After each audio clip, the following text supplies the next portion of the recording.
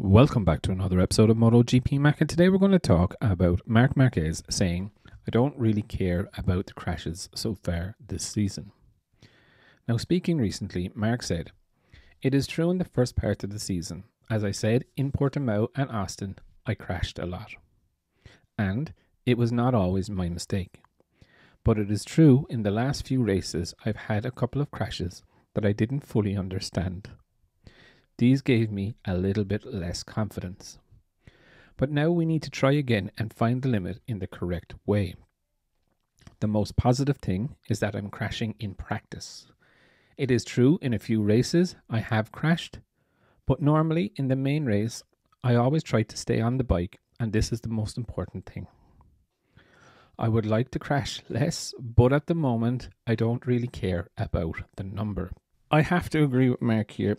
The amount of times that he crashes is really not significant at all, in the way that he is crashing at the right time rather than the wrong time. Yes, he's crashed a couple of times in the races and dropped a few points because of it, but majority of his crashes happen during a practice session where nothing really is lost there. He has crashed a couple of times in qualifying where you could say, well, look, he wasn't out there at peak time, but saying that these things do happen, and when you're pushing to the limit, especially in a qualifying, and you do crash, I would call that acceptable. But, you know, he has crashed 16 times in 11 events. So it is a high number of crashes.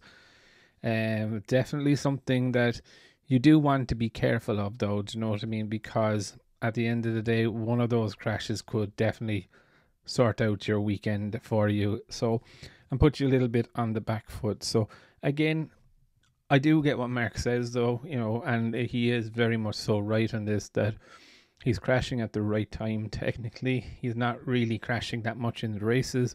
He is crashing a lot in practice, and this is normal for me. He's still trying to find the limits of that Ducati, but also to find out exactly how to ride that bike the way the bike wants to be ridden.